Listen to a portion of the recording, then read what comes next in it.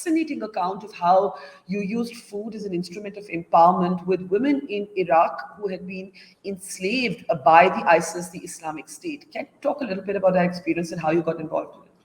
I wanted to do something when I was turning 50, which was meaningful. I had saved some money and I wanted to do something for other women who, don't have the privilege that I have. And I went to a conference and I met this woman who was running a camp, helping women with literacy in the Yazidi camp. This was one of the last camps. So these are women who came out last, the most bruised, the most, uh, you know, injured of all, physical and emotional. And I asked her that, do you have a tent that I can run a thing? Because I heard that the Canadian government was giving them a small stipend.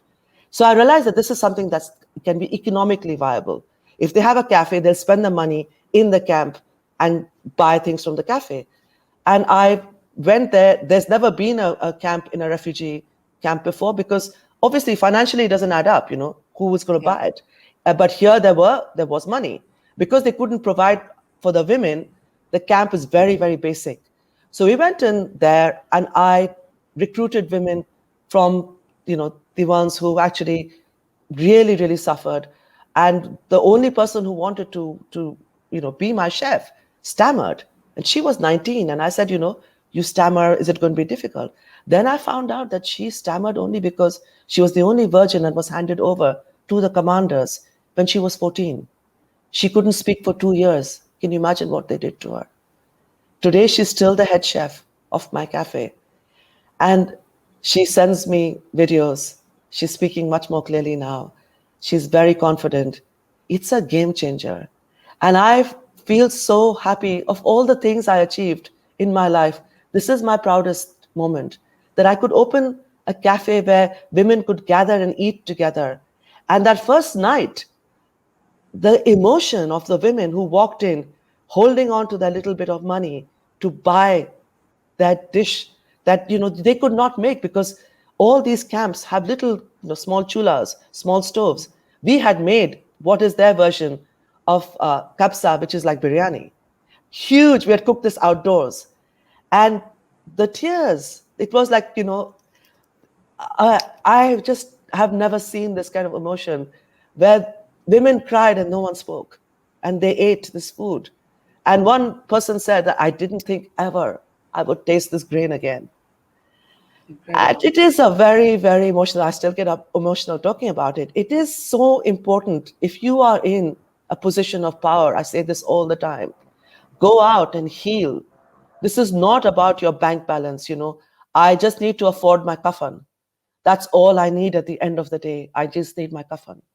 Because every money and every time and all my moments I can use to lift those who cannot eat. And this is something that's very important to me.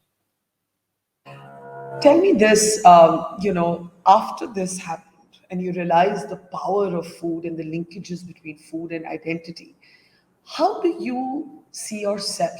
You've often said, call me a cook, not a chef. What is the difference in the two?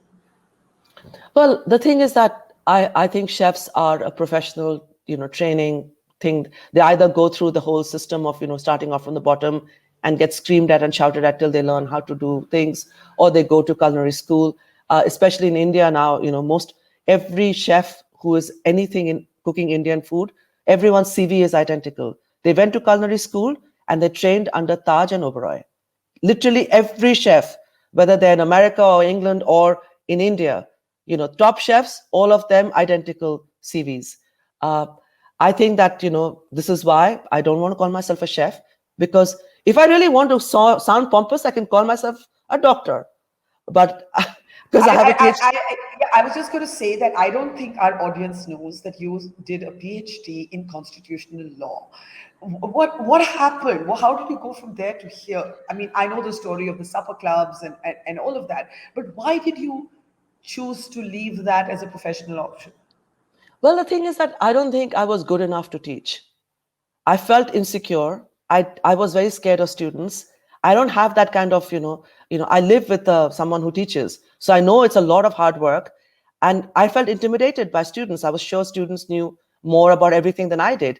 So I thought, why should I go in and do something that I'm scared of and terrified? Where, and I didn't enjoy being in court because at the end of the day, somebody will always lose in the case.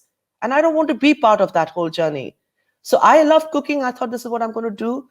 And I did my PhD because I enjoyed it. It's very hard to write a PhD unless you really, are interested in writing. It's 100,000 words. It's like a huge amount. It takes years to write.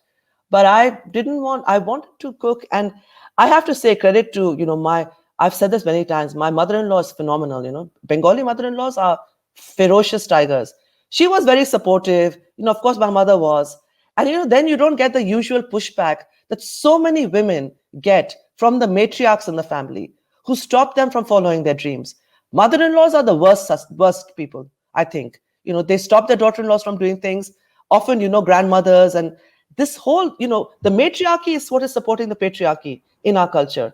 I was very lucky. I had phenomenally enlightened, educated women surrounding me who said, yeah, go do whatever you want. And this Yeah. is how I was able to, leave, the whole legal profession. And that's why I don't call myself a chef, because I wasn't trained as a chef. I'm a cook.